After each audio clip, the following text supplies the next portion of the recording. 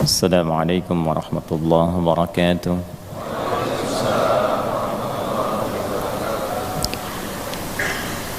Alhamdulillahi wa kafa. Wassalatu wassalamu ala rasulillahi nabiyyina wa sayyidina Muhammadin al-Mustafa wa ala alihi wa sahbihi wa dhurriyyatihi wa ummatihi wa man wafa wa ba'd. فيا عباد الله أحباب الله وأحباب رسوله صلى الله عليه وسلم أوصي نفسي وإياكم بتقوى الله فقد فاز المتقون فلا تموتن إلا وأنتم مسلمون فقال تعالى يا أيها الذين آمنوا اتقوا الله حق تقاته ولا تموتن إلا وأنتم مسلمون. Hadirin sekalian, alhamdulillah kita mengawali pertemuan di subuh ini dengan bersama telah melalui dalam penunaian salat subuh berjamaah. Semoga salat kita diterima oleh Allah Subhanahu wa taala. Semoga subuh ini kita digolongkan ke dalam salah satu yang disebutkan oleh doa Nabi sallallahu alaihi wasallam agar seluruh umat Rasulullah SAW diberkahi di awal berkegiatan di subuhnya. Dalam rangka untuk mendapatkan keberkahan itu, di antaranya penting kita menjemputnya dengan ikhtiar. Ada yang sifatnya anugerah pemberian dari Allah Subhanahu wa taala dihasilkan, ada yang dari doa, mungkin orang tua mendoakan, tetangga mendoakan, kerabat mendoakan, itu bagian dari ikhtiar. Ada yang ikhtiarnya bersumber dari diri kita pribadi dengan menyiapkan agenda-agenda yang baik dan diniatkan untuk mendapatkan ridha Allah Subhanahu wa taala, itu bagian dari ikhtiar.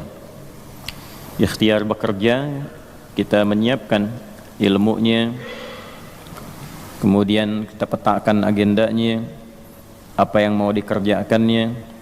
Setelah itu kita bertawakal kepada Allah. Nah, sifat yang pertama itu ikhtiar. Fa idza faraghta fansab wa ila rabbika farghab. Nah, dalam Islam sebelum kita tidur itu ada dua sunnah yang sangat menarik. Sunnah pertama adalah sunnah muhasabah, sunnah mengevaluasi diri sebelum kita tidur. Nah, karena itu diajarkan sebelumnya kita beristighfar pada Allah Subhanahu wa taala. Nabi bahkan contohkan sallallahu alaihi wasallam 70 sampai 100 kali itu beristighfar. Nah, bilangan ini sebetulnya bilangan untuk melatih ketersambungan hati dengan lisan. Sama dengan zikir kita ba'da salat itu, ya, subhanallah, alhamdulillah, Allahu akbar, kan 33 kali itu. Maksudnya 33 kali itu diantara hikmahnya, dari sekian bilangan itu nanti ada yang terkoneksi antara lisan dengan hatinya. Jadi zikir itu bukan hanya di lisan, ya, basah lisan itu bagus, tapi basahnya lisan itu nanti diiringi dengan ketersambungan kepada hati, kepada jiwa. Nah, ini yang nyambung, karena itu disebut zikir. Zikir itu kan terkoneksi, ingat itu tersambung. Itu yang dimaksud Quran surah ke-4 An-Nisa di ayat 103. فَإِذَا قَضَيْتُمُ الصَّلَاةَ فَاذْكُرُوا اللَّهَ قِيَامًا وَقُعُودًا وَعَلَى جُنُوبِكُمْ. Maka jika anda telah tuntas mengerjakan salat, segeralah berzikir untuk mengoneksikan anda dengan Allah. Karena itu ibadahnya disebut salat, ya, seakar dengan kata silah, sesuatu yang tersambung erat, kuat. Secara bahasa disebut juga dengan ad-du'a. Kalau ngaji fiqh tentang bab salat, itu terjemah awalnya as-salatu fil lughati ad-du'a. Salat menurut bahasa doa. Kenapa doa dinamakan dengan salat? Karena saat berdoa itu kita tersambung kepada Allah. Karena itu kalau ingin cepat dikabulkan doanya, maka antara lisan dengan hati mesti nyambung. Jangan lisannya baca A, hatinya ke B, ya kan? Doanya minta lulus ujian, tapi hatinya berpikir kredit cicilan, kan repot tuh. Nah, jadi mesti nyambung. Oleh karena itu dalam sholat dilatih tersambung dulu, sehingga seluruh bacaan terkoneksi, doanya terkabul. Itu yang menjadikan seluruh nabi dan rasul itu diperintahkan sholat, dan dalam sholat mereka berdoa. Nabi Zakaria kan dikabulkan doanya saat salat. Hunalika da'a Zakaria rabbah qala rabbi habli min ladunka dzurriyyatan thayyibah innaka sami'ud du'a fanadathul malaikatu wa huwa qa'imun yusalli fil mihrab anna Allah yubashshiruka bi Yahya. Quran surah ketiga Ali Imran ayat 38 sampai 39. Ya, Nabi Musa itu saat menerima awal wahyu diperintahkan mengadu pada Allahnya lewat salat.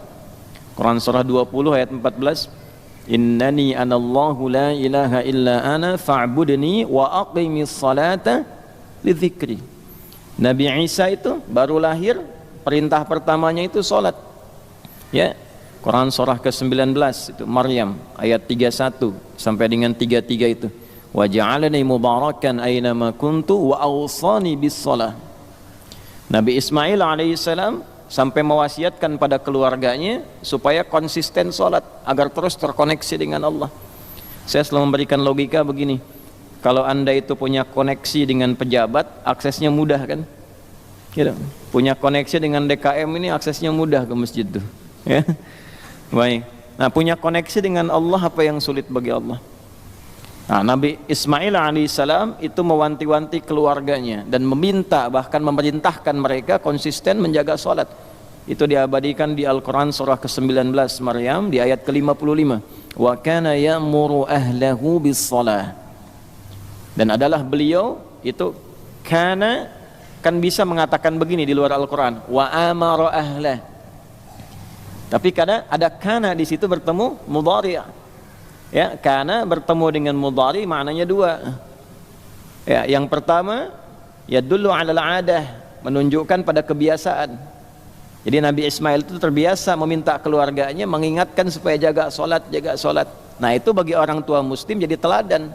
Orang tua harus punya kebiasaan mengingatkan anaknya supaya menjaga sholat. Nah, karena di situ ahlah itu menunjuk pada setiap personnya. Kan keluarga itu ada 4 dalam bahasa Arab. Ya. 1 ailatun, 2 usratun, 3 alun, 4 ahlun. Tuh. Ailatun sifat saling mendukung dari kata aul. Kalau sudah berkeluarga harus saling mendukung, mensupport, mendorong, membantu. Nah, jangan bertikai di lingkungan keluarga. Karena itu pertentangan, perselisihan, permusuhan di lingkungan keluarga itu diantara yang paling tidak disukai oleh Allah dan Rasulnya. Ya, silaturahim itu kan ayat keluarga di An-Nisa ayat pertama yang sering disatukan dalam 3 ayat kan dalam kesempatan Jumat itu. Ali Imran itu, kemudian An-Nisa, satu lagi di surat yang ke-33 Al-Ahzab di penghujungnya, kan?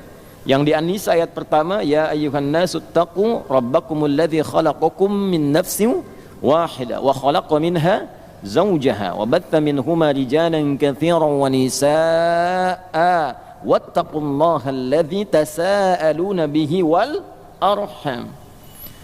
Nah, jadi dan ulul arham itu kan yang pertama keluarga inti, menyambungkan arham, menyambungkan silah. Ya, terkoneksi dengan kuat di antara bagian keluarga itu bagian dari ketakwaan. Mafhum mukhalafahnya apa?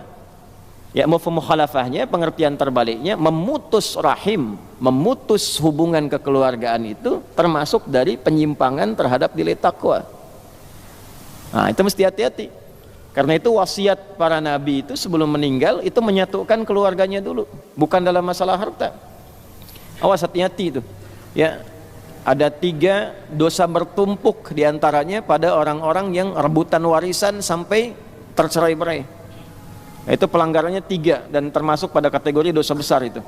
Ya, rebutan warisan sampai bertengkar sampai memutus hubungan silaturahim. Karena itu orang tua dalam hidup satukan, ingatkan sholat, bahkan sebelum meninggal harus dipastikan itu.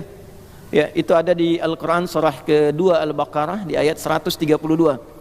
Am kuntum syuhada'a idh hadara Ya'qub al-maut idh qala li banihi ma ta'buduna min ba'di qalu na'budu ilahaka wa ilaha abaika Ibrahim wa Ismail wa Ishaq ilahun wahida wa nahnu lahu muslimun. Apakah kalian pernah dengar kisah, pernah tahu tentang cerita bagaimana Nabi Ya'qub itu menjelang wafatnya beliau kumpulkan anak-anaknya, keluarga besarnya. Kalau besok lusa bapak meninggal, iman kalian bagaimana? Salat kalian bagaimana? Pak, jangan khawatir, kami akan konsisten menjaga tauhid, iman kami menyembah Allah ya seperti generasi bapak dan kakek moyang kita itu menjaga itu semua. Nah, Nabi Ya'qub kan anaknya siapa? Ishak. Ya? Nabi Ishak kolega ke sampingnya siapa? Nabi Ismail. Ayahnya siapa ke atas? Nabi Ibrahim. Makanya disebutkan dari situ 3 turunan. Ya, Ya'qub, Ishak, kemudian ke Ismail sampai ke atasnya Ibrahim. Nanti itu turun ke atas, turun ke bawah. Di warisan itu kan atas, bawah, kanan, kiri, itu yang pokok, ashabul furud namanya.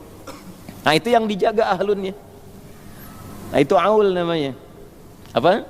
Aul. Nah, kemudian yang kedua ada usrah. Usrah itu keluarga menunjuk rahasia yang terdapat di dalamnya, sirrun.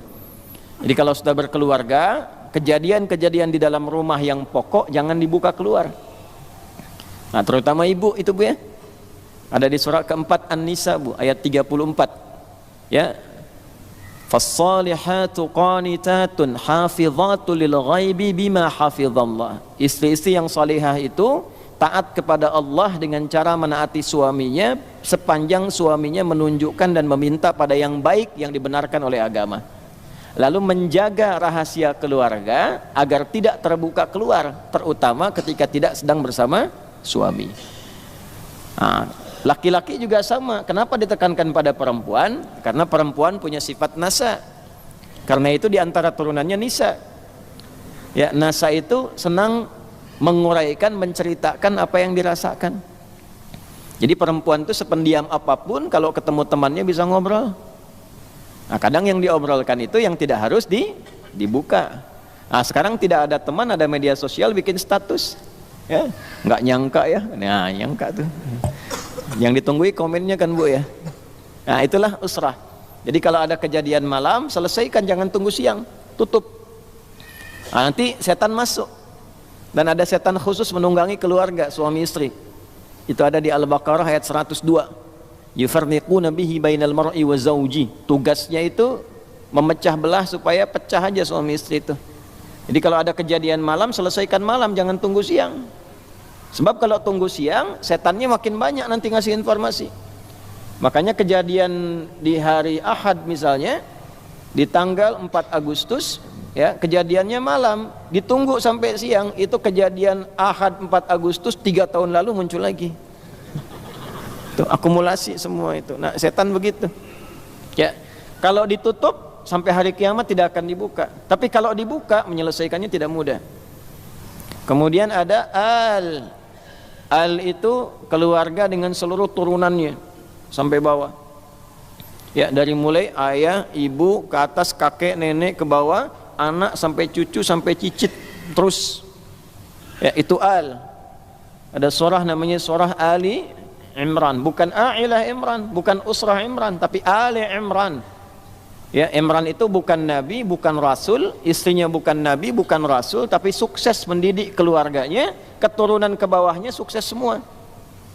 Ya, punya anak Maryam salihah, punya anak Isa jadi nabi, jadi rasul. Kalau Anda ingin keluarganya sukses keturunan sampai ke bawah, maka setidaknya belajar dari surah Ali Imran. Nanti penjelasannya yang sempurna dari Nabi Muhammad sallallahu alaihi wasallam. Itulah sebabnya kenapa imam kita tadi baca Ali Imran ayat berapa tadi? Ayat 80 sampai 83. Ya, tadi yang dibaca barusan itu. Nah, ketika masuk 81, ya, wa idz akhadallahu mitsaqan nabiyyina lama ataitukum min kitabin wa hikmah ثم جاءكم رسول مصدق لما معكم لتؤمنن به ولتنصرنه قال أأقررتم وأخذتم على ذلكم إصري قالوا أقررنا قال فاشهدوا وأنا معكم من الشاهدين. Paham? Tidak. Ya. Nah, ini ayat 81 itu penyempurna sifat istimewa dan keagungan yang melekat pada Nabi Muhammad sallallahu alaihi wasallam. Kita barusan diinfo Nabi lain ideal, nabi lain jadi contoh, tapi kesempurnaan seluruh contohnya melekat pada pribadi Rasulullah sallallahu alaihi wasallam. Gampangnya begini, semua keteladanan para nabi itu terkumpul di sosok Nabi Muhammad sallallahu alaihi wasallam. Jadi Nabi Isa istimewa, Nabi Musa istimewa, Nabi Daud istimewa, ya sampai Nabi Adam istimewa. Di antara sekian nabi itu yang paling istimewa siapa? Nabi Muhammad sallallahu alaihi wasallam. Dan ini ayatnya tegas turun dalam Al-Qur'an di 3 tempat nanti. Di antaranya satu tadi Ali Imran ayat 81. Dan ingatlah, pahamilah ketika kami mengambil perjanjian komitmen dengan semua nabi yang bertugas di bumi. Nanti akan ada nabi yang paling istimewa, nabi yang melengkapi. Kalau masa kalian bersamaan dengan nabi itu, kalian harus komitmen membantu dakwahnya dan menolong kemudian kepribadian dan tantangannya. Diambil komitmen. Kalau mereka menyatakan iya, baru diangkat jadi nabi. Tuh, dikasih kitab, kasih hikmah. Ya, thumma ja'akum, ya. Kemudian kalian datang setelah itu diberikan kitab, kemudian diberi hikmah. Setiap nabi bawa risalah, ada petunjuknya, ada penjelasnya.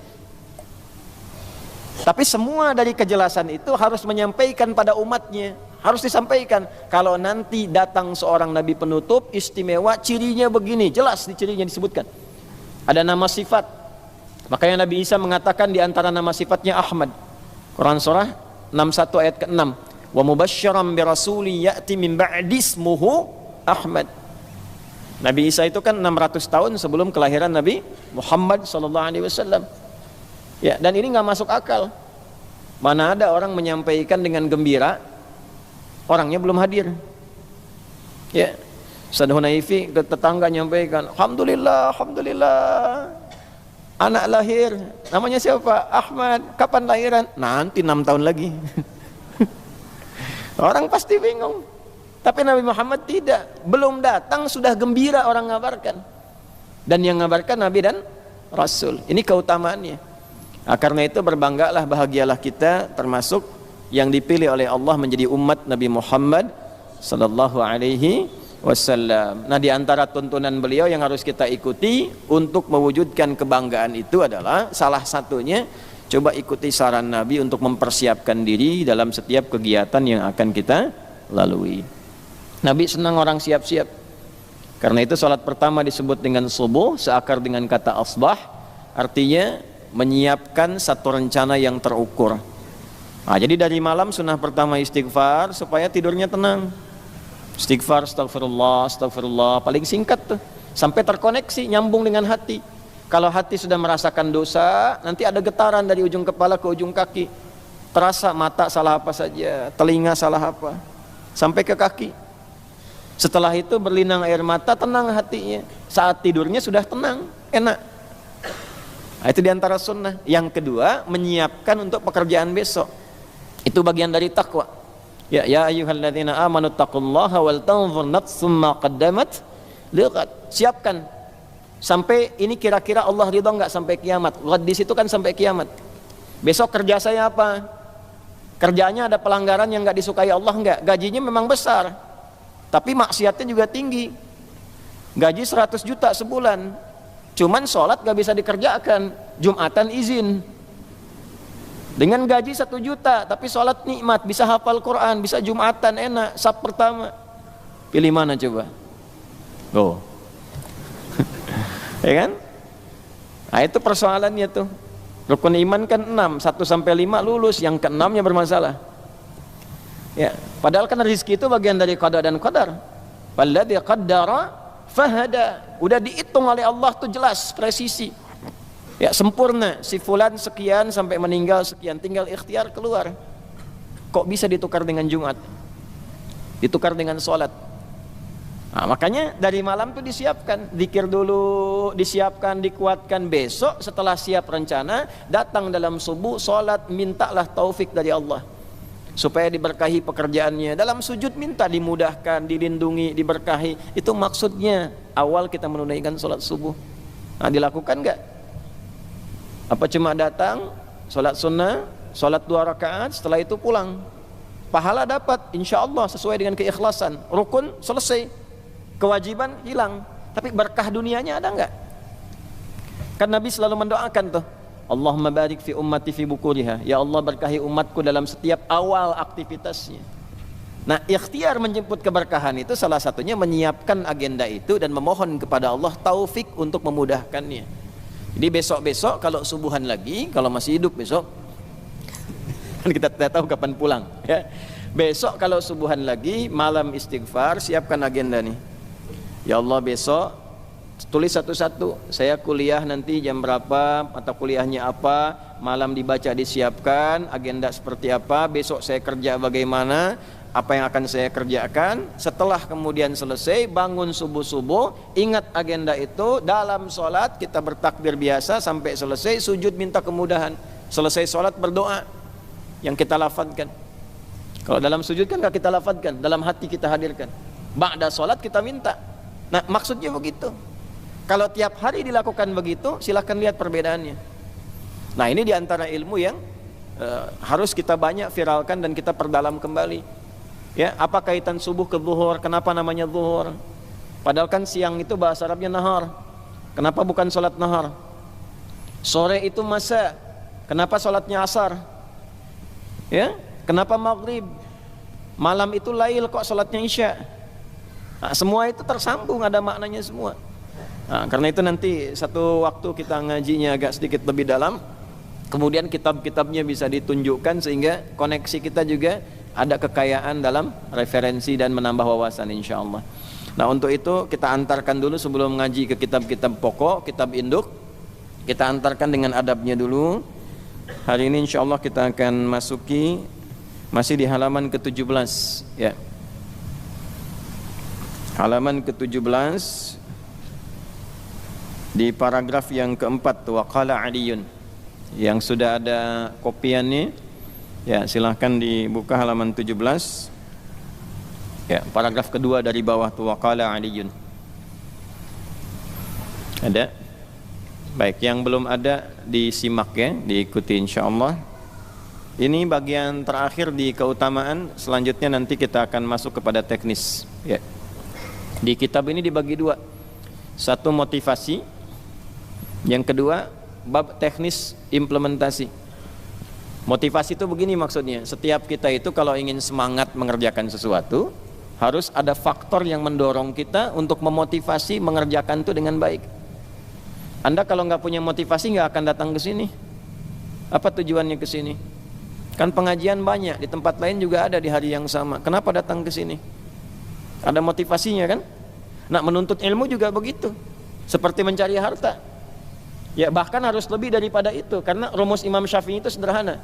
Man arada dunya fa'alaihi bil ilmi, wa man arada al-akhirata fa'alaihi bil ilmi, wa man arada huma fa'alaihi bil ilmi. Kalau pengen dunia, pakai ilmu. Makanya semakin tinggi ilmu, dunia semakin cepat datangnya. S1 dengan S2 gajinya beda enggak? Beda, fasilitas tidak sama. S3 tambah lagi, gaji pasti naik sendiri. Fasilitas akan beda. Enggak mungkin S3 fasilitasnya di bawah ya daripada yang S1, kecuali ada bakat ilmu lain yang melebihi kapasitas S3 itu. Ya, jadi kadarnya ilmu. Pengen nambah silahkan, akhirat pun pakai ilmu, nggak pakai ilmu batal. Sholat subuh barusan nggak pakai ilmu batal, karena nggak ada ilmunya 3 rakaat, ya kan? Walaupun siap-siap dari tengah malam, kan repot tuh. Kalau pengen keduanya, nah ini yang ideal, dunia akhirat dapat pakai ilmu juga. Bagaimana caranya dunia akhirat dapat? Ya, kalau tidak tahu ilmunya repot sendiri. Ya, misal nih, ini antum mau rapat, terbiasa duha nih, terbiasa duha, ada kondisi yang tidak memungkinkan duha karena rapat mendesak. Ya, rapatnya jam 9, ada waktu 5 menit lagi, 9 kurang 5. Saya tanya, ngejar rapat atau duha dulu? Tuh, ya kan? Kasus kedua, ibu misalnya ibu dalam kondisi haid kan tidak sholat, ya kan? Tidak baca Quran. Nah, kalau tahu ilmu dengan tidak tahu ilmu itu ada perbedaan. Gimana status pahalanya ketika berhenti itu? Nah, dengan menggunakan satu hadis karena tahu ilmunya kita senang, dan dari ilmu itu kita persiapkan. Ya, perhatikan satu kalimat yang sangat indah. Ya, Nabi SAW pernah menyampaikan. Perhatikan kalimatnya. Saya permudah saja bahasanya ya. orang yang terbiasa melakukan satu amalan kebaikan, lalu dia mendapatkan uzur karena sakit atau karena safar, maka dia mendapatkan pahala yang sempurna, fakana alaihi ya muqiman sahihan, seperti orang yang mukim dan dalam keadaan sehatnya. Perhatikan kalimatnya, idza maridal abdu aw safar kutiba lahu mithla ma kana alaihi muqiman sahihan. Atau kama qala Rasulullah sallallahu alaihi wasallam. Kalau ada seorang sakit atau safar, atau pakai ilmu qiyas, dikiaskan kepada kondisi sakit dan safar, dan tidak memungkinkan mengerjakan amalan rutinnya, maka tetap dituliskan pahalanya dalam kondisi sakit atau safar atau yang semakna dengan dua hal tadi. Misal, antum biasa ke masjid nih, biasa ke masjid, pahalanya kan beda dengan tidak ke masjid. Satu kali sakit, nggak bisa ke masjid, itu pahala sholat yang dikerjakan di rumah nilainya sama dengan yang di masjid, karena rutinnya, karena kebiasaan ke masjid ya. Tapi kalau nggak biasa ya tetap kembali kepada sholat yang munfarid. Sama ibu begitu bu, dalam keadaan ibu misalnya suci, diperbanyak nih, baca Qurannya perbanyak, tahajudnya, duhanya, sunnahnya. Itu dalam keadaan haidnya dituliskan pahala rutinnya. Jadi walaupun nggak ngaji, pahala ngajinya ada ya. Makanya dibanyakin bu amal soleh dalam keadaan suci, sebab kalau sudah monofos, sudah berhenti, kembali seperti normalnya biasa yang lain. Banyakin ya, alhamdulillah ya, walaupun nggak ngaji dapat pahala, belum tentu. Kalau dalam keadaan sucinya tidak ngaji ya. Sama antum sering sholat duha satu kali, kondisi mendesak, tidak bisa dikerjakan karena tadi ada kondisi sosial yang sangat mendesak, dikiaskan kepada orang sakit yang tak mampu, dikiaskan pada orang safar, maka pahala duhanya tetap dapat. Nah kalau tahu ilmu ini tidak akan memaksakan duha ya, karena pahala dapat. Apalagi misalnya dalam safar, terbiasa sholat sunnah kan, mau safar panjang nih ya, kemudian transit di bandara, bahkan berangkatnya siang ya, zuhur, ba'da zuhur tepat 12:30 ya, nyampainya misalnya ke tujuan itu bisa jam 5 di jama' kan, hadiahnya kosor kan, 2 ya. Nah, antum kerjakan zuhur 2, asar 2, ditarik kemudian takdim ke zuhur, masih sholat sunnah nggak? Oh, jangan terlampau soleh. Oh, yang fardu aja dikurangi, dia tuh mau tambah lagi. Nah, ini kalau pakai kosor. Tapi ketika anda kosor pun hitungannya 4, yang sunnah tetap masuk, ditulis pahalanya gitu. Berdasarkan apa? Hadis tadi, karena kebiasaan rutin mengerjakannya. Makanya selama hidup rutinkan amalan-amalan tambahan yang sunnah, bacaan yang sunnah, supaya saat dalam kondisi tertentu tak bisa mengerjakan, pahala tetap dapat. Nah itulah ilmu. Jadi ada motivasi. Kalau kita paham dengan itu, motivasinya semakin meningkat. Yang tidak punya motivasi akan berbeda. Kalau nggak tahu keutamaan tahajud, nggak akan bangun malam. Kalau nggak tahu dahsyatnya Al-Quran, tidak akan mau mengkaji ya. Karena itu yang pertama, butuh kita motivasi untuk bisa mengoptimalkan semangat kita belajar. Yang kedua, teknisnya bagaimana memulai belajar itu supaya satu, yang dipelajari berkah, yang kedua cepat untuk dipahami, yang ketiga mudah untuk diamalkan. Nah inilah yang menjadikan para ulama menulis kitab-kitab pengantar sebelum ke kitab induk. Di antara kitab pengantar yang ditulis oleh ulama kita yaitu Adabul Alim wal Muta'allim karya Hadratus Syekh Muhammad Hashim bin Asy'ari. Sekarang kita sudah masuk di halaman ke-17 di paragraf yang keempat. Nah kalau sudah paham itu, mari kita baca kitabnya. Jadi ini kita baru mulai ini. Bismillahirrahmanirrahim. Qala al-muallif rahimahullahu ta'ala, penulis kitab ini menyampaikan, semoga Allah merahmati beliau dan menambahkan cahaya di alam kubur dari apa yang kita kaji ini. Wa qala Aliun karamahullahu wajhah, dan Imam Ali bin Abi Thalib karamahullahu wajhah pernah menyampaikan. Imam Ali bin Abi Thalib ini punya dua gelar. Gelar pertama gelar standar dengan sahabat lain yaitu radhiyallahu ta'ala anhu. Gelar ini bukan sembarang gelar untuk para sahabat yang mulia, tapi gelar yang ditetapkan oleh Allah Subhanahu wa taala di penghujung surah Al-Bayyinah. radhiyallahu anhum wa radu an. Nah, itu. Ya, jadi yang menetapkan itu Allah. Ya, kemudian dibiasakan oleh para ulama kita supaya mengalir dua hal. Yang pertama, cahaya-cahaya kebaikan untuk mereka. Jadi ketika kita menyebutkan radhiyallahu anhu, radhiyallahu anha, radhiyallahu anhum, nah itu cahaya mengalir. Wah, kalau ke sahabat kan nggak mungkin kita bilang Allahumma ighfir lahum, keterlaluan. Oh, mereka sudah terampuni kok. Kita bilang Allahumma ighfir lahum. Kita kan yang masih belum jelas tuh. Ya. Antum ziarah ke Baqi di makamnya Utsman mengatakan Allahumma ighfir lahu. Ah, keterlaluan antum. Kurang adab itu. Itu kan sahabat Nabi. Ya, menantu Nabi, ya Dzunnurain, orang yang punya dua cahaya dijamin surga. Antum bilang ya Allah ampuni dia. Ya, beda adabnya. Makanya kalau ke kiai, ke ulama yang benar-benar aulia illahi salihin, kemudian ke para sahabat ziarah, itu bahasanya sudah beda. Allahumma zidlahum nura, ya Allah tambahkan cahaya bagi mereka. Allahumma zidlahum rahmatak wa alhiqna ma'ahum fis salihin, sertakan kami dalam kesolehan mereka itu. Ah, gitu caranya. Makanya pakai ilmu. Lah ke Uhud ke Allahumma ighfir lahum. Uhud itu jamin masuk surga. Ya. Allahumma ighfir lahum, ya Allah ampuni mereka. Ya, Nabi kan mengajarkan. Iya, Nabi ngajarin, bagaimana ngajarinnya, untuk siapa, itu ada detailnya. Di fikih itu ada begitu. Ya. Ini doa untuk siapa? Yang Allahumma ighfir lahu warhamhu wa'afi wa, itu standarnya siapa? Buat siapa diajarkannya? Kalau Nabi, dari Nabi ke sahabat, iya, karena levelnya tinggi ke rendah.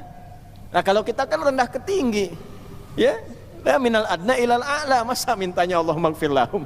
Ya, nanti ada penempatannya. Ya, ada memang detail-detail dalam fikih itu yang ngajinya kita mesti agak sedikit dalami gitu ya. Nah, yang pertama radhiyallahu anhum wa radu an.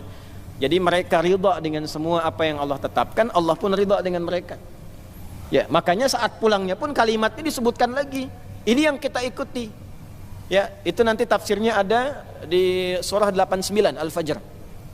Ya, di ayat ke-27 sampai 30. Ya, ya ayyatuhan nafsul mutmainnah irji'i ila rabbiki radiyatan mardiyah. Radiyah mardiyah.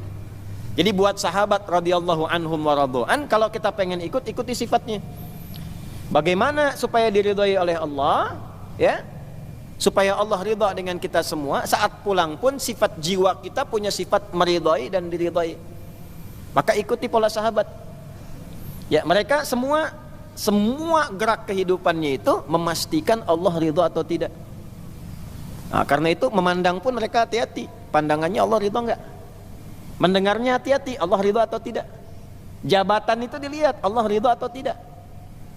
Nah, ini bukan perkara mendapatkan jabatan, ridha enggak? Itu pernah ada musyawarah di antara sahabat dalam kepemimpinan. Ya, kalau kita ilustrasikanlah dari pojok sana sampai pojok sana tuh. Ya, itu kandidatnya semua tuh. Begitu satu ditawarkan, bagaimana antum? Ya, kalau bahasa kita lah, ya. Ah, saya masih kurang, teman saya aja. Bagaimana Anda? Tunjuk sampai ke pojok tuh. Ya, makanya yang paling sial yang paling pojok, karena nggak ada yang ditunjuk lagi gitu. Ya, itu sial tuh dalam gambaran komunikasi ya. Jangan dipotong tuh kata-katanya tuh.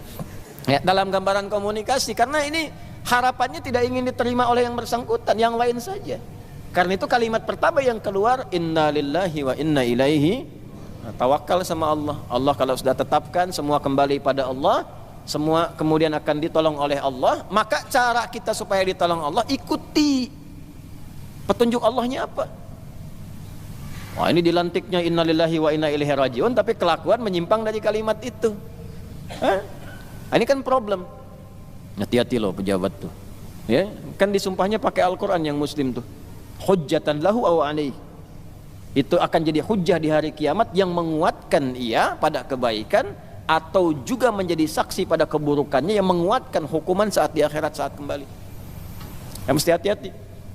Nah, jadi kalau hidup kita itu ingin di akhir hidupnya dipanggil oleh Allah, saya ridha dengan amalmu, engkau pun ridha denganku. Fadkhuli fi ibadi wadkhuli jannati, itu kuncinya. Nah, kalau sudah Allah ridha, itu surga dibentangkan sebelum meninggal. Makanya meninggalnya tuh ada yang senyum, lihat, ya, pamitan dulu gitu. Oh, drone sudah di atas kok. Ya, masih sempat pamitan, nguatkan ibunya, nguatkan temannya. Samihuni ikhwani, samihuni ahbabi. Teman-teman maafin saya ya, yang saya cintai ibu, maafin ya, sabar. Mudah-mudahan Allah ridho. Besok-besok saya jadi syafaat untuk keluarga. Nidron sudah di atas. Ya, mudah-mudahan ridho. Ya Allah, maafkan saya. Biasa. Dah, pulang. Ya, ada orang-orang yang saat ngajar, saat tilawah, saat sujud pulangnya senyum. Karena apa? Itu kan dalam sakaratul maut ditampakkan hasil kebiasaannya. Kalau kebiasaannya ngaji, nanti pahala dari ngajinya ditampakkan. Kebiasaannya sholat, pahala dari sholatnya ditampakkan. Makanya ketika pulang dipanggilnya dengan nafsul mutmainnah, jiwa yang tenang terbiasa ibadah. Mutmainnah itu nama yang melekat dari sifat tuma'ninah. Tuma'ninah itu adalah ketenangan yang dilahirkan dari ibadah. Beda kalau di keluarga, ketenangan yang lahir dari masalah, di keluarga namanya sakinah. Ketenangan yang lahir dari ibadah namanya tuma'ninah. Ya, Anda ruku, kata Nabi, hatta tatma'inna raqi'an, sampai jangan dulu bangkit sampai rukunya tuma'ninah. Jadi ruku ya, rasakan tenang dulu hasil dari ruku. Setelah tenang nyaman baru bangkit. Sujud juga begitu, tenang dulu dari sujud, setelah tenang baru bangkit. Nah, ketenangan yang dilahirkan dari doa dan ibadah itu tuma'ninah. Kalau terbiasa ibadah sampai terbawa dalam keseharian tenang, ya, mohon maaf, di jalan macet misalnya, tenang, Allah maunya apa nih dari macet ini? Alhamdulillah bisa baca, alhamdulillah bisa murajaah Al-Quran, alhamdulillah bisa tahu kondisi. Nah, itu menunjukkan bahwa ada pengaruh yang positif hasil dari ibadahnya. Kalau dibawa sampai dengan wafat, maka berubah nanti menjadi sifat bagi jiwa. Dari tuma'ninah menjadi sifat kepada jiwa mutmainnah. Maka dipanggillah dengan sifat itu saat pulang, ya ayyatuhan nafsul mutmainnah. Jadi itu panggilan yang hanya melekat kepada orang ahli ibadah. Kalau enggak ibadah enggak akan dipanggil. Enggak akan ada panggilan mutmainnah, tuh enggak ada. Walaupun ibu namanya mutmainnah enggak akan dipanggil. Pulang gitu aja tuh. Malaikat malah saking keselnya mengatakan begini, akhriju anfusakum, keluar, susah banget keluarnya katanya. Tarik, ulur begitu tuh. Ya. Nah, jadi kalau kita ingin mendapatkan sifat ridha Allah, yang pertama jaga ibadah. Yang kedua jaga akhlak. Akhlak. Itu pembuktian ibadah itu pada akhlak. Kama arsalna fikum rasulan minkum yatlu alaikum ayatina wa yuzakkikum. Di benarnya ibadah antum itu akan terlihat pada akhlaknya. Ya. Salat itu apa pembuktiannya? Tanha 'anil fahsya wal munkar. Inna salata tanha 'anil fahsya wal munkar. Nah, fahsya wal munkar itu kalau bisa dihindari, ya, itu adalah akhlak perwujudannya. Jadi kalau kita sudah bisa menunjukkan itu, nanti ada pengaruh kepada jiwa, terbawa sampai dengan meninggal, disifatilah dengan amalan yang diridhoi oleh Allah, dan kita pun akan ridha pada pemberian Allah saat ditampakkan di dalam sakaratul maut. Ya. Ya ayyatuhan nafsul mutmainnah, irji'i ila rabbika radiyatan mardiyah, fadkhuli fi ibadi. Dengan sifat ibadahnya disebut ibad. Wadkhuli nanti ditampakkan surganya. Maka meninggal dalam keadaan senyum karena melihat surga yang ditampakkan. Sahabat sebelum meninggal sudah disifati radhiyallahu anhum wa radu an, lebih tinggi nilainya dengan radiyatan mardiyah. Nah, makanya kalau lebih tinggi di atas kita, maka sifat kita itu meneladani. Doanya mengantarkan rahmat. Nah, itu bagian pertama radhiyallahu, ya. Jadi kalau ada yang laki-laki anhu, kalau perempuan anha, kalau banyak anhum. Ya, kalau bapak anak itu anhuma. Biasanya depannya kuncinya ibnu. Ya, an ibni Abbas, an ibni Umar radhiyallahu taala anhuma. Kalau huma bonusnya satu lagi. Mengalir pahala lagi untuk ayahnya dan ibunya, orang tuanya. Misal Ibnu Abbas itu kan dididik oleh ayahnya pedagang, sibuknya luar biasa, tapi dia pengen satu dari keluarganya jadi ahli ilmu yang mewarisi ilmunya Nabi SAW. Maka dari kecil disimpan di majlisnya Nabi, titipin sama ibunya Ummu Fudail. Ya, tolong yang ini Abdullah ini siapin supaya jadi alim ke depan, ke majlis Nabi. Simpan, nanti bawa lagi, simpan, bawa lagi, sampai Nabi meninggal beliau masih remaja, kisaran usia 13-14 tahun. Ya, sudah hafal 2000 hadis. Bapaknya baru 200, anaknya 2000. Didoakan oleh Nabi, Allahumma faqihhu fid din wa alimhu ta'wil. Kemudian disebut turjumanil Quran, jadi pakar Al-Quran, jadi ahli fiqih. Nah, setiap beliau menyampaikan satu hadis dari 2000 itu pahala mengalir pada orang tuanya. Makanya disebut dalam kitab ulama radhiyallahu taala anhuma.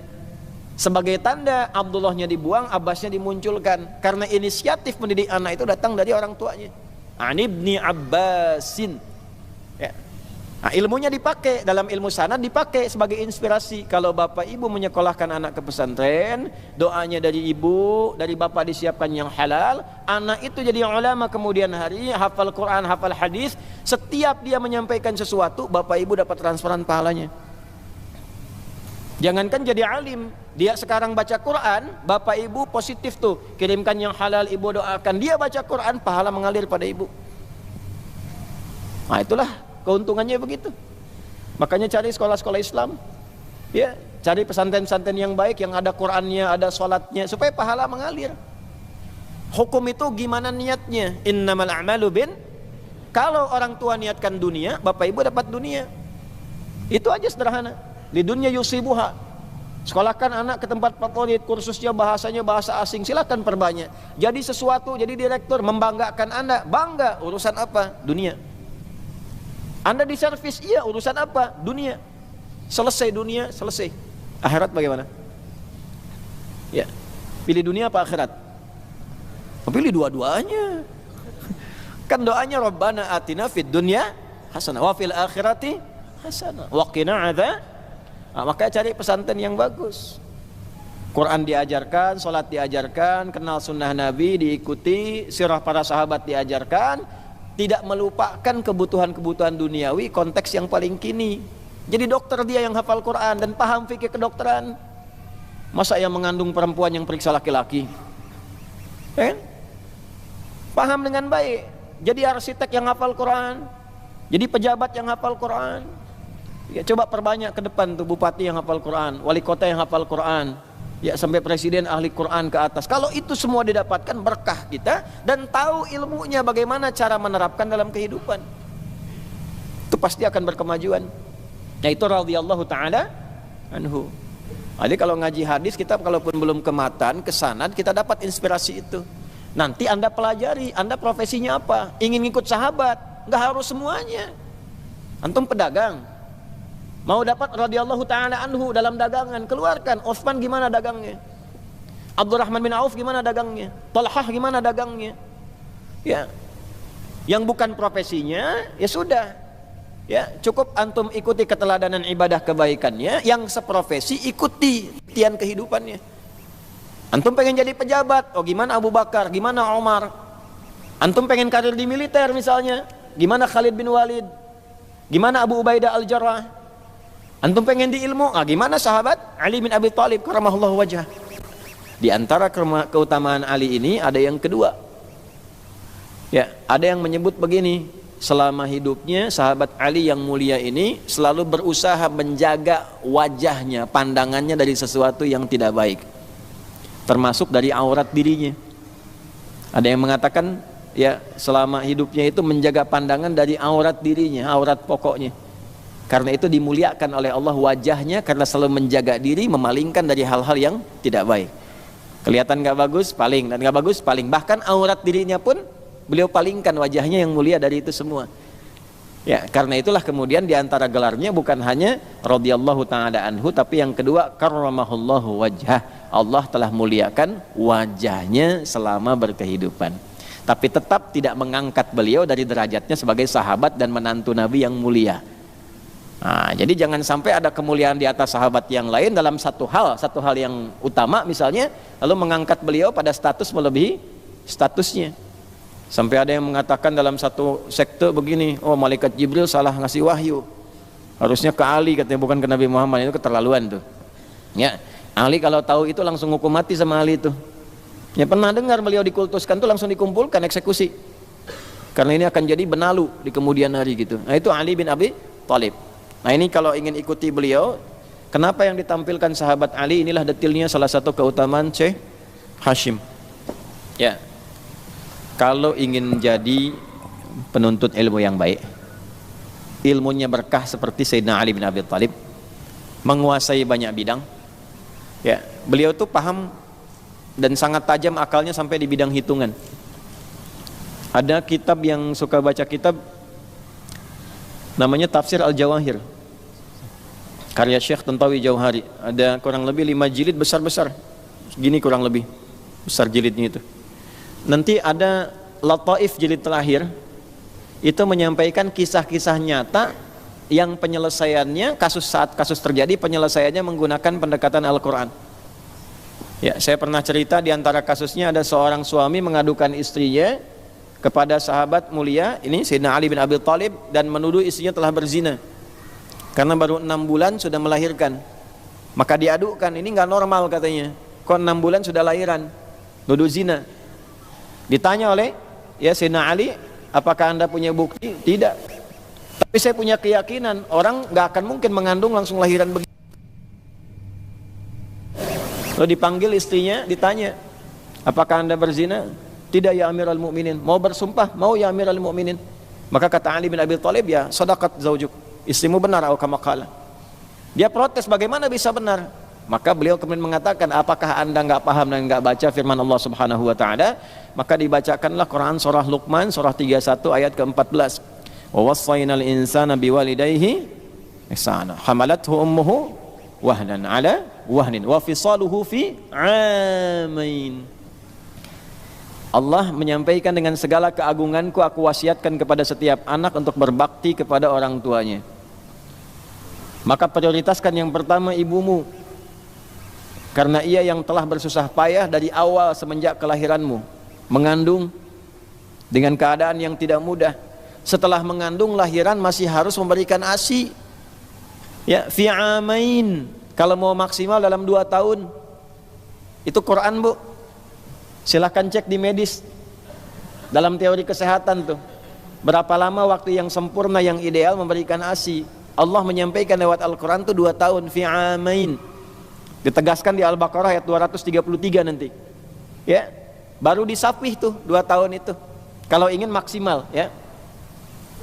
Lalu di surat Al-Ahqaf ayat ke-15 dengan pembuka yang sama, wa wassaynal insana biwalidayhi ihsana hamalathu ummuhu kurhan, ya, wa wada'athu kurhan. Lihat kalimatnya tuh, ya, berbaktilah kepada keluargamu, berbakti kepada kedua orang tuamu, hai anak, terutama ibumu yang mengandung kau itu tidak mudah, lalu melahirkanmu tidak mudah. Setelah itu sampai usiamu 30 bulan mengandung dan menyapih, wa hamluhu wa fisaluhu 30 syahra, mengandung dan melahirkan, ya, mengandung, melahirkan, menyusui sampai menyapi 30 bulan. Apa anda nggak baca, ya? Kata Ali bin Abi Thalib, di dalam Quran surah ke-31 ayat ke-14, menyapih itu memberikan ASI sampai menyapi 2 tahun. Di dalam Al-Quran surah ke-46 Al-Ahqaf ayat 15 disampaikan oleh Allah, mengandung sampai melahirkan plus menyapih itu 30 bulan. Bukankah 2 tahun itu 24 bulan? Kalau mengandung melahirkan plus menyapih itu 30 bulan, dikurangi 24 bulan berapa? 6 bulan. Nah, itulah kelahiran prematur, kata Ali bin Abi Thalib. Batas standar dari situ. Jadi bayimu ini lahir prematur. Itu Ali bin Abi Thalib keutamaannya itu. Nah, bagaimana bisa menyimpulkan begitu kalau bukan karunia Allah? Jadi ulama nggak mudah, Pak Ibu. Imam Syafi'i itu malam bisa memecahkan 300 persoalan di kediamannya Imam Ahmad bin Hanbal, muridnya. Datang ke situ bertamu, keluarganya senang, kata Imam Ahmad kepada anaknya, ini akan ada wabah, bahasa kita lah gitu, ya. Nanti kamu ambil keteladanannya, ambil contohnya. Begitu datang dijamu makan, makannya banyak, anaknya bingung. Ya, begitu malam diintip nggak tahajud, bapaknya tahajud. Begitu waktu subuh tiba, nggak berwudu kembali, langsung sholat. Ngadu ke ayahnya, bah gimana disebut hebat ini, makannya banyak begitu. Ya kan, namanya anak-anak kan. Ya, namanya anak-anak, baru dapat 1 hadis, ya langsung menyimpulkan anak-anak. Gitu ya. Kan makan yang bagus itu berapa? 1/3 untuk makanan, 1/3 untuk minuman, 1/3 untuk udara, gitu kan. Nah, anak nih menyimpulkan makannya kebanyakan nih, anak-anak gitu ya. Yang kedua disimpulkan, ya abah tahajud, beliau nggak tahajud. Yang ketiga itu sholat nggak wudu katanya. Anak-anak tuh, ya. Bapaknya demikian, orang berilmu, alim, hafal 1.000.000 hadis. Imam Ahmad itu 1.000.000 hadis, hafal 1.000.000 hadis. Nah begini, kalau orang alim, hafal, tahu adab, ya, maka bersikapnya pun dengan adab. Kata ayahnya, cobalah Ananda tanya baik-baik. Bapaknya sungkan nanya, Ananda yang tanya dengan cara yang baik, klarifikasi. Nah ulama begitu, ya. Apa yang terjadi kemudian? Anaknya nanya, duhai imam, duhai guru dari ayahku, aku melihat ketika engkau datang kok makannya banyak sekali, kan? Kata Al-Imam Asy-Syafi'i disampaikan, aku banyak makan itu karena tidak ada orang yang paling soleh di desa ini kecuali bapakmu. Kalau dia soleh makanannya pasti halal. Kapan lagi bertemu makanan halal yang diproduksi orang soleh? Ya. Ada adab lain, hadis lain, ayat lain. Kalau makanan itu halal, didapatkan dengan cara yang halal, maka di dalamnya ada keberkahan. Berkahnya apa? Ziyadatul khair wastimraruhu, membawa pemiliknya kepada kebaikan. Jadi kalaupun minumnya sedikit jadi energi, dipakai ceramah bagus, pakai sholat kuat, dipakai baca Quran enak. Contoh gampangnya gimana? Antum saat Ramadan kan yang haram-haram libur, ya kan? Nggak mau nipu, nggak mau korupsi, gitu kan? Maka kecenderungan hartanya halal. Karena halal, minum teh manis seteguk aja kuat sampai puasa besok. Coba yang mau dekat-dekat subuh bangunnya kan? Ya kan cuman kurma 1, ya kan? Kemudian minum teh manis, ya. Hari-hari pertama kan semua dikumpulkan saat buka, ya kan? Buah, jus naga, naga yang Cina, jus ini itu macam-macam. Terus menu wajib kan gorengan kan, kurma sunnah kan bagi orang Indonesia itu. Kumpulin semua, hari pertama masih semua dimakan. Kedua, ketiga, keempat, kelima, teh manis 1 teguk, udah sholat maghrib. Karena berkah, karena soleh. Hartanya dihasilkan dari yang soleh, makanannya soleh, minumannya soleh, kuat sampai tarawih. Nah, jadi kalau sampai sekarang makanan tuh banyak nggak kuat ibadah kayak Ramadan, tanya tuh apa yang salah itu. Nah Imam Syafi'i makan banyak begitu karena energinya makin banyak. Begitu malam kenapa nggak tahajud? Bapakmu tahajud itu untuk dirinya sendiri. Saya malam itu tiba-tiba terfikirkan masalah umat sampai 300 persoalan saya selesaikan. Ada masalah begini, solusinya begini. Masalah begini, solusinya begini. Ketika bapakmu sholat hanya untuk pribadinya, saya mengajar untuk orang banyak, kira-kira pahalanya banyak mana ibadah pribadi dengan ibadah sosial? Ibadah sosial katanya. Maka saya punya amalan 300 kali dibandingkan bapakmu. Nah kurang lebih kesimpulannya gitulah dalam bahasa kitanya. Kenapa anda nggak wudu dulu sebelum sholat subuh? Ya saking tadi banyaknya persoalan, nyampe subuh baru selesai. Jadi beliau itu tahan wudu sampai subuh. Bayang ya? Nah kalau mau dapat kualitas yang seperti itu, salah satunya apa? Palingkan pandangan kita, karena ini yang paling berpengaruh kepada ilmu tuh di wajah. Makanya nggak disebut mata, nggak disebut lisan, wajah tuh ini depan. Ada 2 pengertian wajah di dalam Al-Quran. 1, wajah tuh bagian tampak depan seluruhnya, dari ujung kepala sampai ujung kaki. Udah? Dalilnya mana? Di Al-Baqarah, fawalli wajhaka syatral masjidil haram. Dari ayat 144, qad nara taqalluba wajhika fis sama' falanuwalliyannaka qiblatan tardahu fawalli wajhaka syatral masjidil haram. Muhammad, mulai saat ini kiblatmu dialihkan ke kiblat semula yang paling utama di Ka'bah Musyarrafah di Masjidil Haram. Hadapkan wajahmu ke Masjidil Haram. Wajah di situ bagian depan seluruhnya hadap kiblat. Jadi bukan wajahnya aja, wajahnya ke kiblat, badannya ke sini gitu kan. Itu salah. Ya, ini dalil yang pertama. Yang kedua, wajah yang dimaksud ini bagian depan ini. Dari sini sampai ke sini bagian dagu bawah. Contohnya ayat wudu. Ya wudu, Quran surah ke-5 ayat ke-6. Ya. Ya ayyuhalladzina amanu idza qumtum ilas salati faghsilu wujuhakum wa aydiyakum ilal marafiq wamsahu biru'usikum wa arjulakum ilal ka'bain. Ini yang pokok 4 dibasuh. Ya, rukun wudunya 6, dimulai dengan niat, 4 ini utama, diakhiri dengan tertib. Beda dengan tayamum, di ayat yang sama. Tayamum nanti di ayat yang sama di akhirnya. Kalau tayamum cuma 2, bagian wajah dengan tangan, ini dari telapak. Ya, jadi bedakan, nggak sama antara wudu yang normal dengan tayamum. Ingat baik-baik itu ya. Ya, saya pernah dapat informasi ada kesamaan atau yang menyamakan. Nah, ini mungkin kurang tepat yang harus diperbaiki. Jadi tayamum ada caranya sendiri, wudu ada caranya sendiri. Di antara bagian yang dibasuh itu wajah. Nah, wajah tuh ini. Ya. Nah, apa kaitan dengan ilmu di sini yang dicontohkan Sayyidina Ali bin Abi Thalib? Kalau Anda ingin ilmunya bagus, cepat hafal, tidak mudah lupa, dan berkah mudah dipraktekkan, salah satunya jaga wajah, palingkan dari hal yang tidak baik. Apa bagian-bagian wajah? Nih, mata, jangan semua dilihat. Makanya kalau ngaji ke majelis ilmu tuh yang belum nikah tuh ya, mau lihat ilmu apa mau lihat calon? Ya, karena ada yang motifnya tuh cari jodoh. Ya, kalau bukan anaknya, bapaknya nyariin jodoh buat anaknya tuh. Itu ada, karena di hadis niat kan hijrahnya ada yang begitu. Awim ra'atin yankihuha. Ada yang ngajinya modus kata Nabi itu. Ya. Ah, ini hati-hati nih, wajah, dengar. Ya, lisan. Lisan ini paling bahaya. Nanti kalau sudah masuk ke halaman 22, nih lisannya akan banyak disoal. Ini yang paling banyak mengurangi keberkahan ilmu. Apalagi nyoal-nyoal ulama nih. Pakai lisan itu. Ya, belum ngaji sudah bilang bid'ah sama gurunya misalnya. Ya, atau mencela sesamanya, itu hilang tuh kadar ilmunya.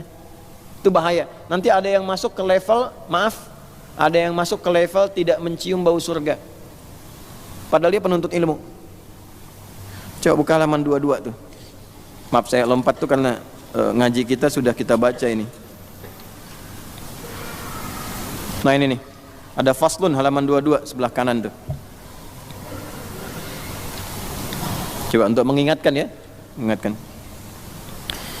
Bismillahirrahmanirrahim. Faslun jami'u ma dzukira min fadlil ilmi wa ahlihi innama huwa fi haqqil ulama al-'amilina bi ilmihim al-abrar al-muttaqin alladhina qasadu bihi wajhallahil karim wa zulfa ladaihi bi jannatin na'im la man qasada bihi. Diulangi, lihat, la man qasada bihi. Nah ini poinnya. Lihat kalimatnya. I'radan dunyawiyyah min jahin aw malin aw mukatharatin fil atba' wat talamidz faqad ruwiya. Nah ini poinnya. Faqad ruwiya 'anil nabiy sallallahu alaihi wasallam man talaba al-ilma liyujariya bihi al-ulama'a aw yumariya bihi as-sufaha'a aw yasrifa bihi wujuhan nasi adkhalahu Allahu fin nari. Rawahu Tirmidzi. Ya. Faqad ruwiya, dan telah diriwayatkan. Nah kalau sudah menggunakan ruwiya berarti ini sanadnya ini ya telah diketahui, disimpan sanad untuk mempercepat dan memperingkas tulisan, langsung disambungkan ke Nabi. Tapi dia muttasil. Jadi ada dua jenis. Kalau muttasil itu ada sifat sahihnya. Syarat hadis sahih 5. Mattasala isnaduhu binaqlil adid dhabiti anil adid dhabiti min ghairi syudzudin wala illatin qadihah. 5. Sanadnya bersambung. Yang kedua harus adil orangnya. Adil itu nanti ada definisinya. Yang ketiga dhabit, kekuatan hafalannya. Ya, kurang sedikit beda titik koma turun status hadis. Dari sahih bisa jadi hasan. Ya. Kemudian min ghairi syudzudin wala illah, 4 syudzud, 5 illah qadihah. Ya, ada aib-aib yang harus dihilangkan, spesifik atau bertentangan dengan orang-orang baik yang selainnya. Dalam riwayat 5 ini, kalau 5 ini terpenuhi sahih hadisnya. Kalau sanad terputus tuh bisa macam-macam munqati'. Bisa di awal, bisa di tengah, bisa di akhir. Bisa tengah-tengah hilang nih rawinya. Harusnya si fulan sampai ke Nabi. Imam Al-Bukhari menerima hadis dari Hajjaj bin Minhal. Hajjaj bin Minhal menerima dari Alqamah bin Marthad. Alqamah bin Marthad menerima dari Syu'bah. Syu'bah dari Sa'ad bin Ubaidah. Sa'ad bin Ubaidah dari Abu Abdurrahman As-Sulami. Abu Abdurrahman As-Sulami dari Utsman bin Affan radhiyallahu taala anhu. Utsman bin Affan radhiyallahu taala anhu dari Nabi sallallahu alaihi wasallam menyampaikan, perhatikan kalimatnya. Ya, perhatikan kalimatnya. Lihat baik-baik. Hadis yang paling populer tentang Al-Qur'an, khairukum man ta'allamal Qur'ana wa 'allamah. Itu ada di Al-Bukhari nomor hadis 5027. Sanadnya yang saya sebutkan tadi. Tiba-tiba putus di tengah, Syu'bah hilang misalnya, hilang 1. Atau Abu Abdurrahman As-Sulami hilang 2, itu mu'dal namanya. Nah, karena tidak ketemu, status hadis ditangguhkan, di hold dulu, dari sahih turun ke dhaif dulu. sampai didapatkan riwayat lain yang menerangkan atau menguatkan itu. Namanya syawahid. Kalau nggak ada syawahid, turun dhaif. Dhaifnya dibagi lagi nanti. Nanti yang paling parah 3, disebut 3M. Ya. Bukan mencuci tangan, ini bukan itu Covid itu. Ya, 3M itu ada munkar, matruk, maudhu', diingkari, ditinggalkan atau dihukumi palsu. 3 itu. Nah, kalau orang Syekh Hasim ini kan sudah ada sanad, makanya di awal pembuka kitabnya sanadnya dulu disebutkan. Ya. Saya dengan Syekh Ali Jum'ah dan dapat ijazah nanti di beberapa hadis itu ya, itu beliau ketika menuliskan buku sanadnya dulu. Sanad saya dari sipulan. Sanad ketiganya nyambung ke Syekh Yasin Al-Fadangi. Nah, ini beliau dibuka dengan sanad dulu. Sanad saya begini. Di Al-Bukhari ini, di Muslim ini, di Kutubus Sittah begini. Artinya ketika sudah paham itu, mengerti dan dapat ijazah. Ijazah itu dari kata ajaza yujizu, diberikan izin perkenanan mulai mengajar atau menyampaikan karena sudah mendapatkan talaki dari gurunya. Ya. Nah, beda dengan sekolah sekarang formal. Masuk titip absen, duduk paling belakang, duduk di kelas bangku deretan belakang. Ya, di dalam kelas penuh dengan obrolan gitu kan. Nah, itu ngobrol, melamun, mikirin macam-macam, mau ujian besok minjem catatan teman gitu kan. Tiba-tiba dapat ijazah. Nah, ini dalam Islam tidak begitu. Dipastikan keluar dari guru dulu, didengarkan, disimak oleh guru, ditulis kemudian atau didengarkan hafalan di depannya. Begitu selesai guru mengatakan ajaztuka. Saya ijazahkan engkau dengan ini. Karena sudah dicek. Ya. Nah, balik ke sini, kalau sudah dapat ijazah, maka boleh ini sanad disingkat, langsung dikenabikan. Ya, langsung sanadnya disingkat, langsung ke Nabi. Salah satu contohnya ini. Nah, kalau ngaji kita dapatkan begini, jangan langsung dihukumi. Wah, ini enggak ada rawinya nih, dhaif. Dhaif palamu gitu kan. Ya. Ya, jadi ada yang bahaya itu. Saya lihat ada ngaji kitab Ihya, belum ngaji sudah nyimpulkan. Ngaji aja belum, lihat kitabnya aja belum, udah bilang dhaif katanya hadisnya tuh. Di Ihya itu hadisnya 4848. Udah diklasifikasi, Al-Iraqi mengklasifikasikan yang dihukumi dhaif itu 30%-nya. Di 70%-nya itu sahih.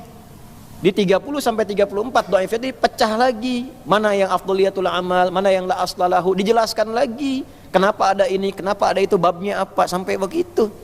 Ini kita belum lihat sudah bilang dhaif. Nah, ini kan bahaya itu. Ya, maaf ya. Faqad ruwiya 'anin Nabi sallallahu alaihi wasallam, dan sungguh jangan pernah diragukan, pernah diriwayatkan dari Nabi sallallahu alaihi wasallam. Pakai kod, ingin menunjukkan bahwa Anda jangan ragu, saya sudah ada sanadnya ini. Ya, kod kan harfu taukid wa tahqiq. Taukid menguatkan, tahqiq menjamin. Anda jangan ragu, saya menegaskan, saya jamin saya punya sanad tentang riwayat ini. Nah, ngajinya begitu. Ya. Rawiya 'anin Nabi sallallahu alaihi wasallam, diriwayatkan dari Nabi sallallahu alaihi wasallam. Ini disebut riwayatnya, nanti disebutkan referensinya di At-Tirmidzi. Saya sudah cek, ini rawahu Tirmidzi, di At-Tirmidzi nomor hadis 2654. Rawinya dari Ka'ab bin Malik radhiyallahu taala anhu. Kan enggak disebut di sini. Kalau enggak disebut dilacak kan? Sampai ketemu ya.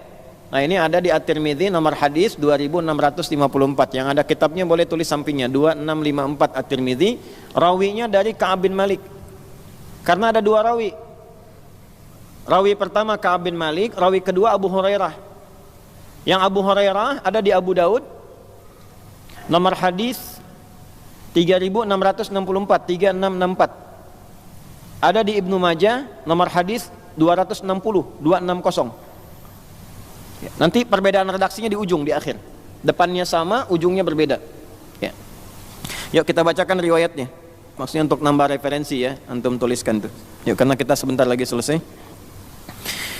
Bismillahirrahmanirrahim. Man talabal ilma, man ismun mausulun yadullu ala fardiyatil ammiyah.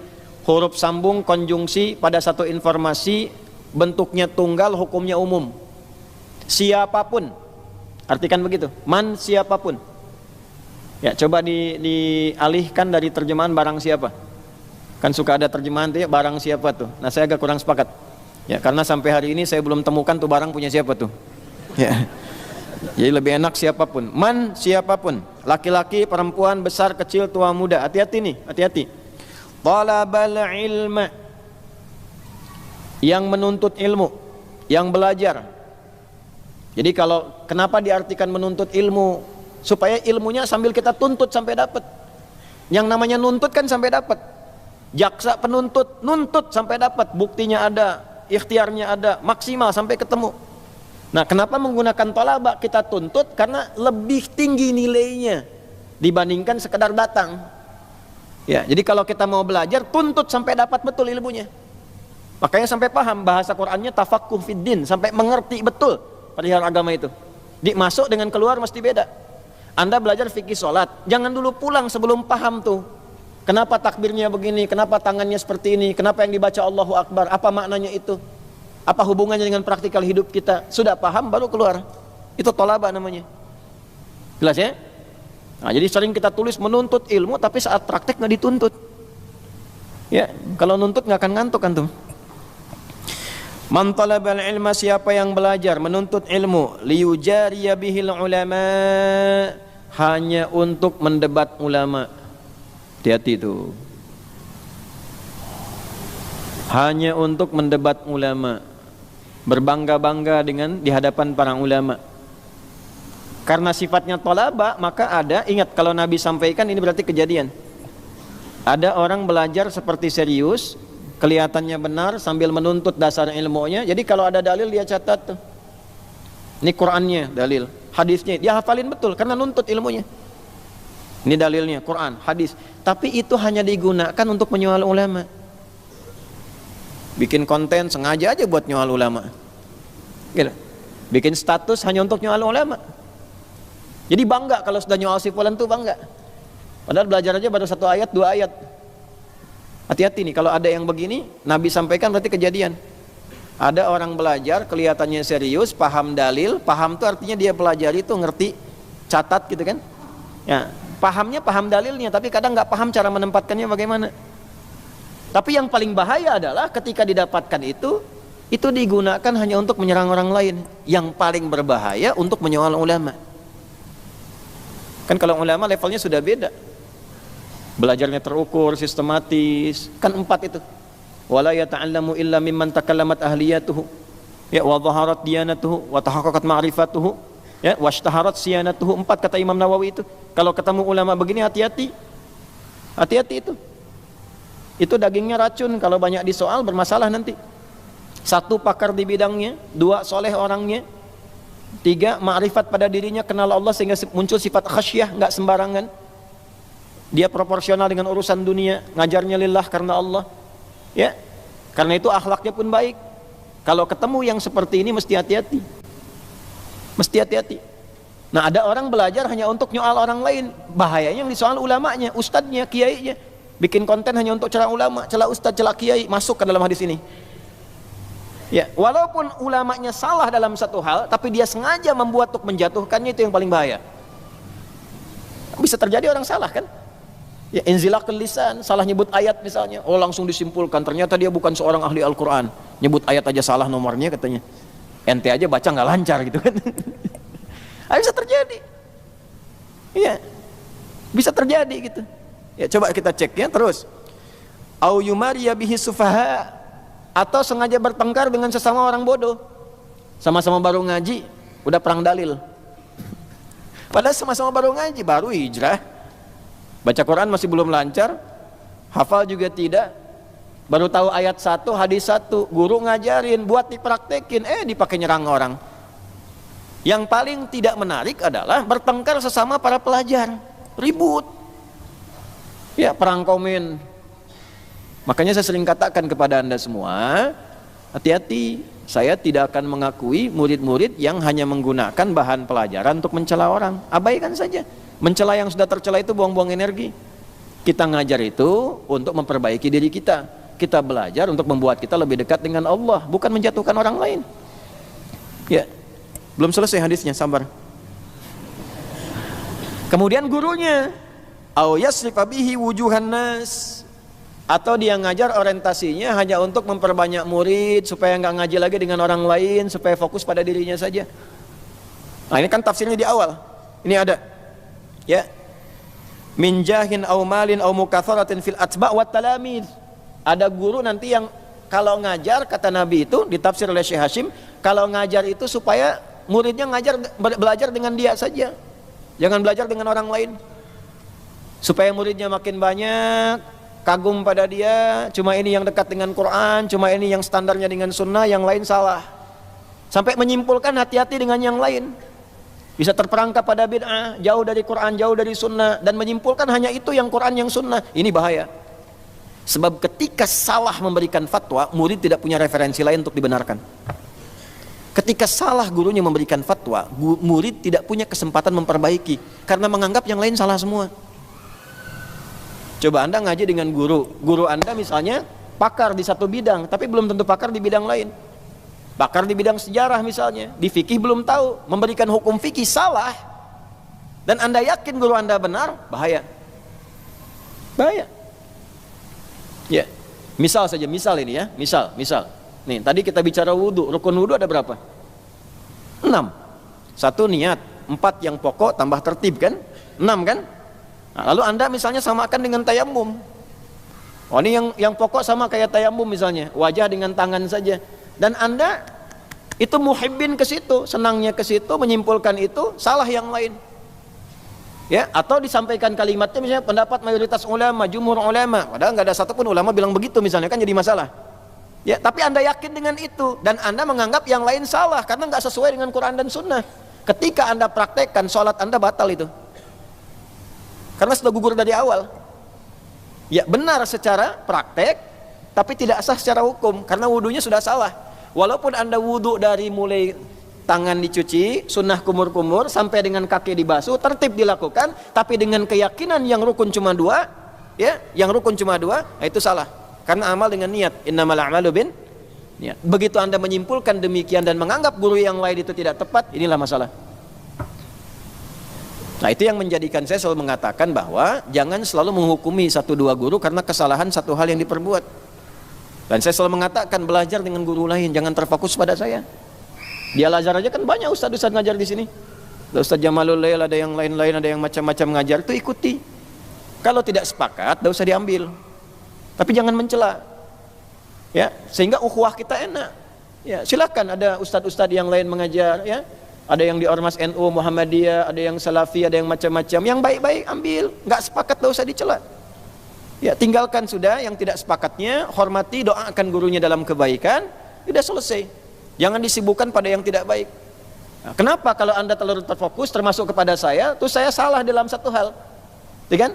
Lalu Anda yakini betul, benar, ini bahaya. Ini bahaya.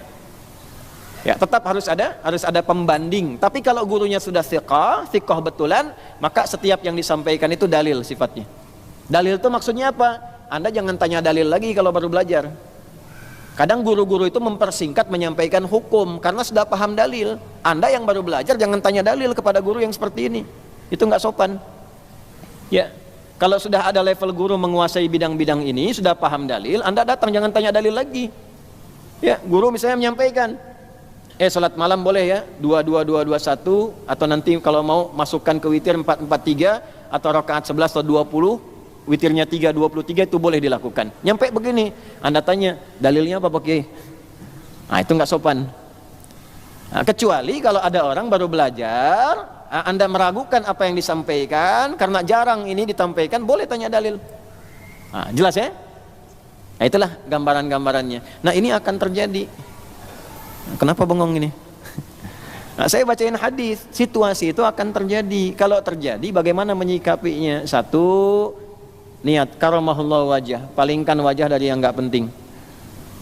Jangan mengaji untuk berselisih, mengaji untuk berdebat, ngaji untuk bertengkar. Guru-gurunya harus ikhlas. Datang 1, alhamdulillah.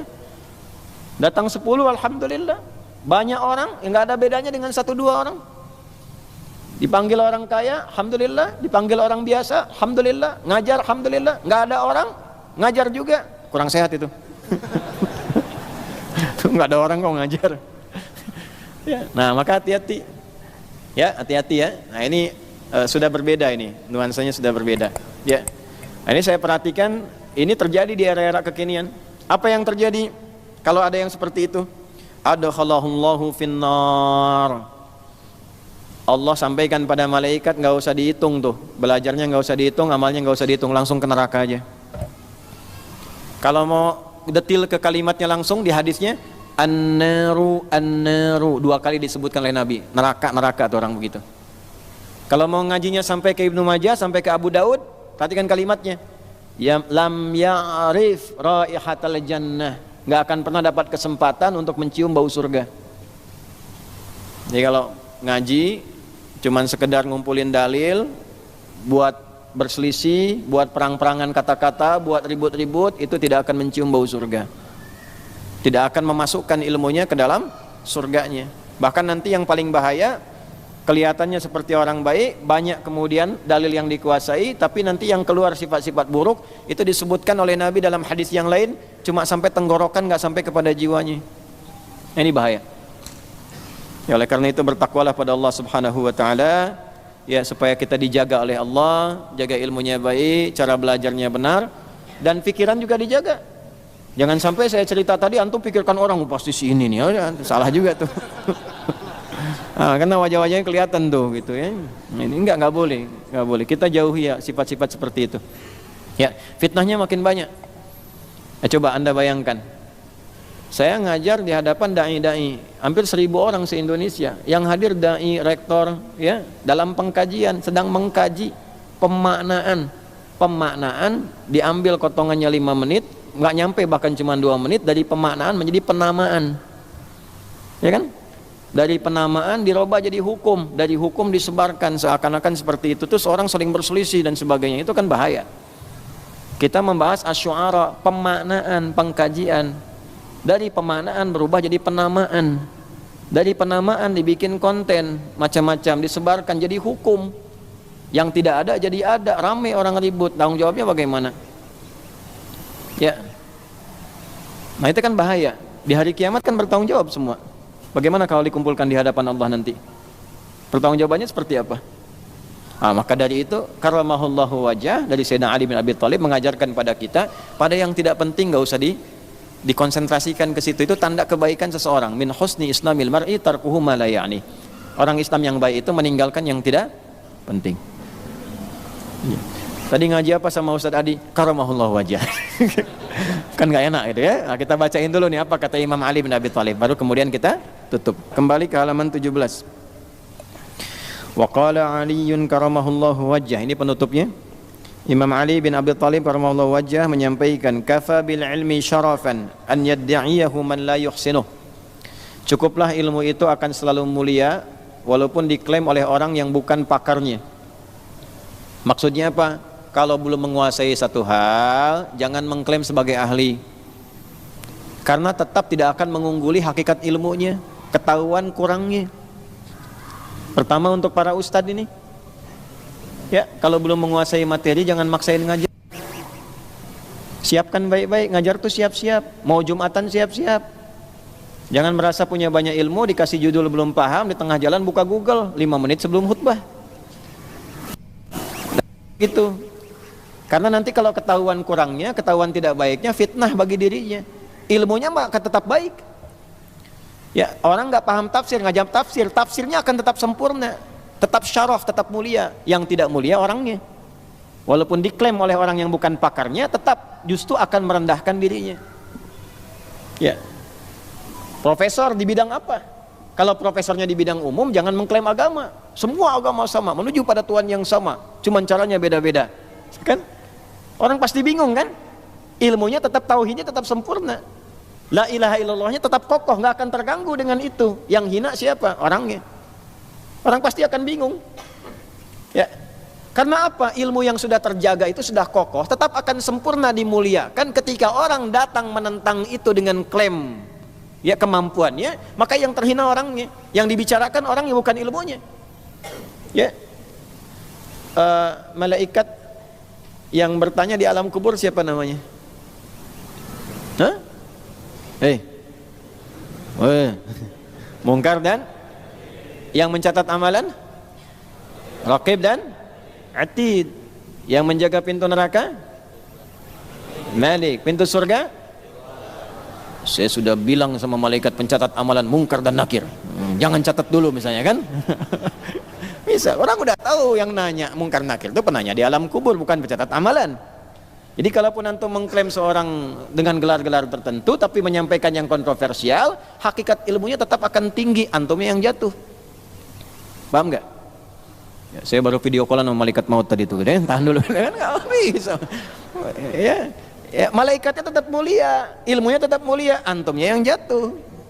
Akhirnya kan jadi olok-olokan orang kan? Ya butuh satu lah buat hiburan kayak begini kan ya kan, orang ramai kan begitu tuh. Jadi masalah. Nah, adabnya bagi kita mendoakan supaya dapat hidayah dari Allah Subhanahu wa taala, semua jadi baik, tenang dan damai. Nah, akhlaknya begitu. Nah, dapat ke titik itu tuh nggak mudah. Nggak mudah. Kalau emosi kan langsung celak, langsung begini, tidak. Niatnya mesti baik. Kalau niatnya baik, yang keluarnya baik insyaallah. Jelas ya?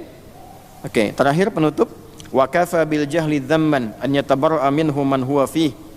Ya, dan cukuplah keburukan itu akan tetap tercela walaupun orang coba menghindarinya. Ya, jadi kalau sudah buruk ya buruk, akan kelihatan buruknya. Nah, ini kembali kepada murid. Ya, sifat-sifat buruk itu hindari, karena tetap walaupun Anda ingin berlepas diri dari itu akan kelihatan buruknya. Ya, mohon maaf, saling cela itu kan tahu itu buruk.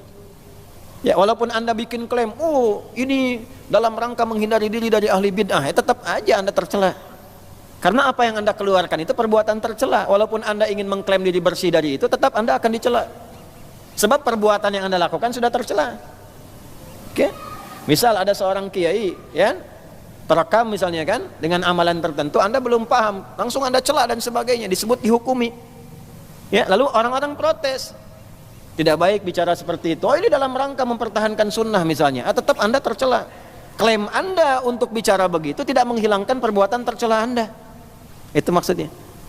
Nah, jadi ini kalimat yang indah yang disampaikan menjadi sebuah hikmah bahwa kalau punya ilmu jangan merasa tinggi, kalau belum punya ilmu pun jangan mengklaim sesuatu seakan pakar di bidangnya atau menjadikan itu untuk merendahkan orang, karena tetap ilmu itu akan sempurna dengan keadaannya, hanya orang atau manusianya yang dituntut untuk memahaminya dengan baik dan menyampaikannya dengan mulia.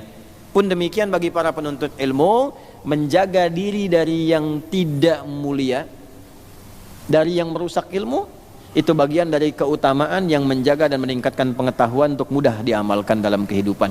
Ini referensi yang kita dapatkan, sanad yang tersambung dari Nabi sallallahu alaihi wasallam, prakteknya dari Sayyidina Ali bin Abi Thalib, disampaikan sanad ketersambungannya sampai subuh ini dari kitabnya Syekh Hasim Irsyadus Sari. Dan kewajiban kita setelah belajar, insyaallah kita amalkan dalam kehidupan kita. Maka yang ingin kita akhiri untuk menutup, satu, mohon doakan kami, saya pribadi, supaya bisa mengamalkan apa yang saya sampaikan ini, karena tidak mudah. Ya, ini kan orang datang mau belajar banyak, itu jaga. Saya itu waktu Qaidul Mujahidin yang meninggal itu fi asrina hadza, Syekh Ismail Haniyi, itu saya termasuk orang pertama yang dapat informasi itu sebelum tersebar di media. Langsung ke WA, diam, doa. Ada ya kesedihan, itu wajar, tapi kebahagiaan bahwa cita-cita beliau kan orang yang paling rutin baca ayat-ayat tentang bagaimana orang syahid itu gitu. Jadi sering bacakan Ali Imran ayat 169 sampai 171 itu, wala tahsabanna alladziina qutilu fi sabilillahi amwata bal ahya'un inda rabbihim yurzaqun, sampai saya dikirimin videonya dalam baca-baca itu. Itu dari dulu memang harapannya itu syahid baik. Keluarga kurang lebih 80 orang sudah meninggal duluan syahid, ya.